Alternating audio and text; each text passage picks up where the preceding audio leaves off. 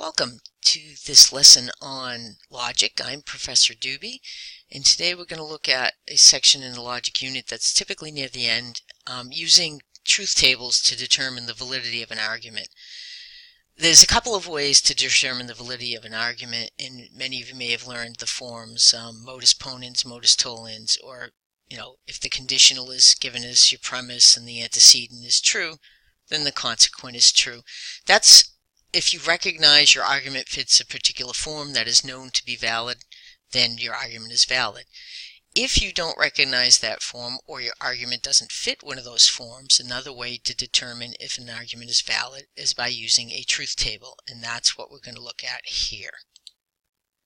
So first of all, what is an argument? It's a series of assumptions from which a conclusion is made. We call these assumptions premises.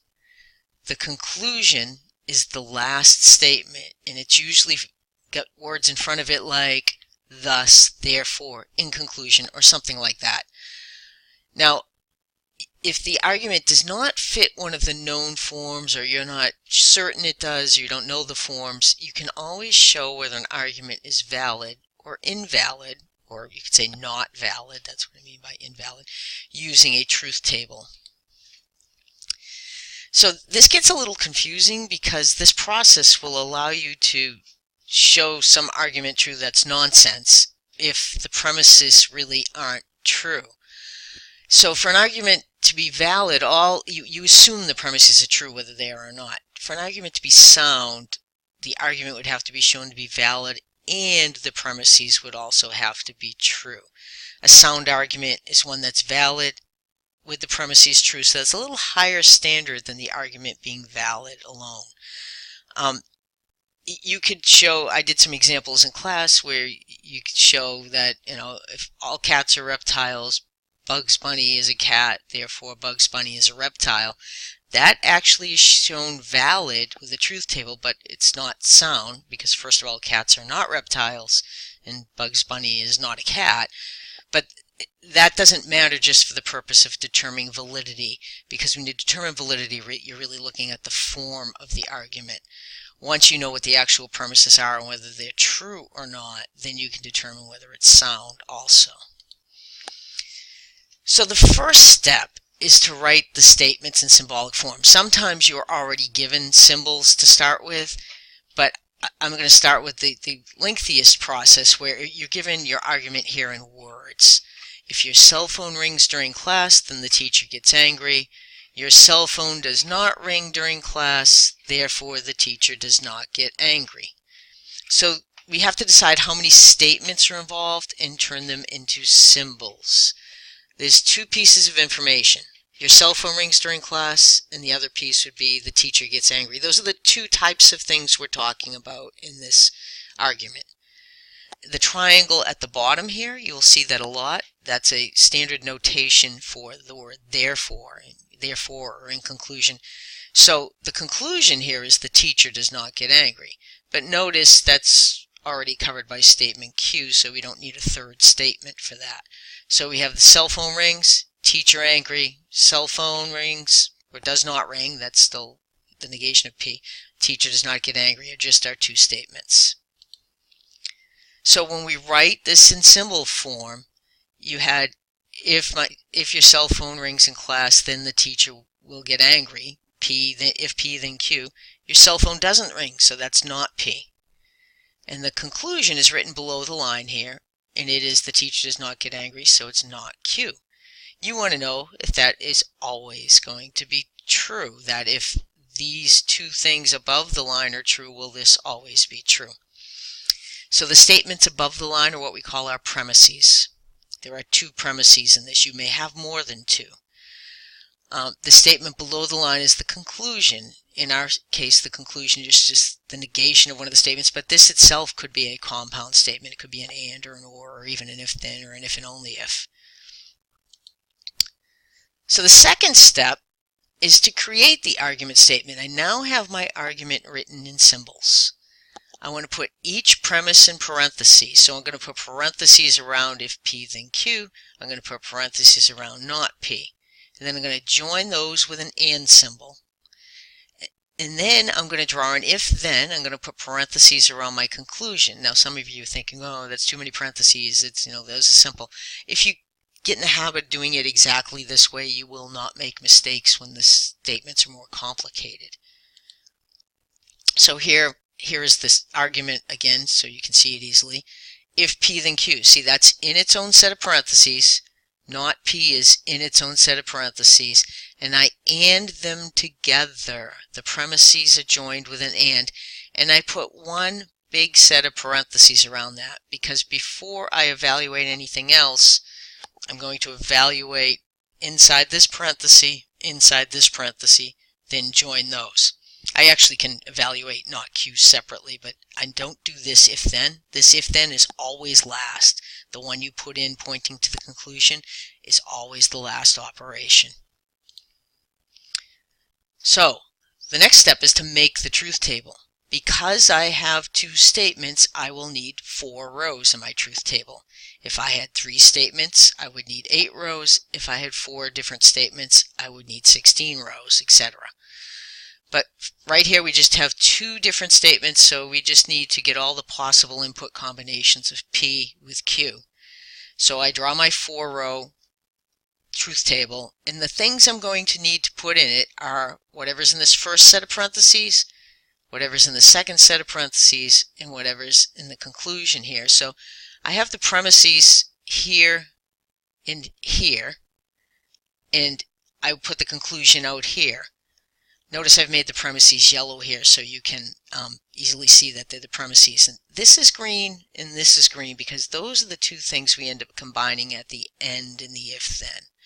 So I've just clicked and my trues and falses have shown up, and remember they're always in this order for what we do in this class. If you take a circuits class, they may do the falses first and then the trues, but in here and in most philosophy classes you start with the trues and you do things in this order. So I've got my input columns put in, and I don't have any choice about that. The next thing I'm going to do is if P, then Q. In this, for each row, I will use the P here with the Q here and do an if-then. So the first row, I have if true, then true, that's true. Here I have if true, then false. That's the one false case. Some of us in class have taken to calling that the tasty French fries case. So that's the only case of false you get in an if-then, because the if-then is you promised that if the first thing was true, the second thing would be. You've made no statements about what if the first thing is false, so you're assumed to be telling the truth if the first thing is false. So these last 2 rows are both true. If false, then true is true. If false, then false is true. So I've taken care of that premise, and now I fill in the next one. The other premise was not P. In the first row, I go over and I see that P was true, so not P is false. The second row, P was also true, so not P is false again. The third row, the input P was false, so not P is true. In the fourth row, P is false, so not P is true. And I didn't have to do this next. I could have done this next and then done not Q, but I'd like to fill in everything I can simply first. So the not Q is fairly simple.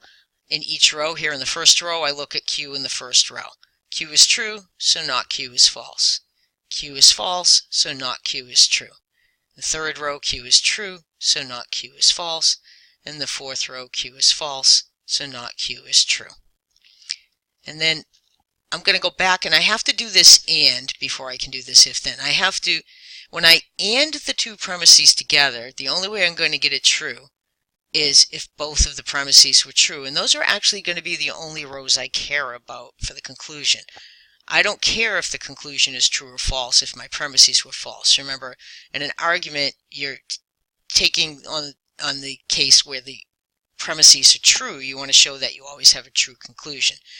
So I fill in this and column, and the only time I get a true with an and is if they're both true. So these last 2 rows should be true.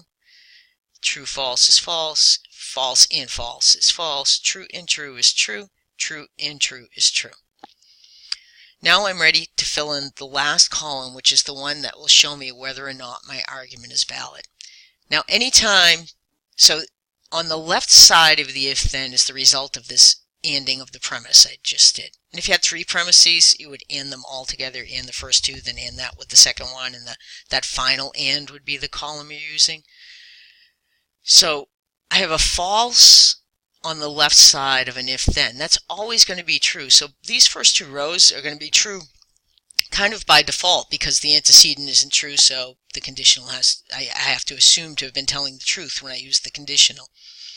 The last 2 rows are more interesting because before the if-then you have a true, and that's if you have a false on the right side, that's the one case where you get a false. So when I fill this if-then in, I see I have a true, but this one was if true for the end and then false for the not Q. That's the case where you are false. So this is how I determine whether or not my argument is valid. I look to see if that final if-then that I made when I formed the argument is entirely true. And in this case, it is not. I have a false. So now I have to draw a conclusion. And you have to finish with this. You can't just show the truth table. You have to draw the conclusion from it. The argument is not valid because the final if-then results in at least one false value. In some other textbooks and in some other coursework, you may see that they skip this if-then part, and what you do is, and you also don't do the end, but you look at each of the premise columns, and you find any row where all of the premises are true. If there's more than 2 of them, you would just find out where they're all true. In our case, these last 2 rows have a true, both premises are true in the last 2 rows. And then you look to see if the conclusion is true for every row where you have all true premises. And in this case, we would say this argument is not valid because row 3 has true premises with a false conclusion. That is the way it is done in other books. That may actually be a little bit easier, but your textbook does it this way, so this is the way I'm doing it. Email me your questions, and hopefully you find this helpful. Bye now.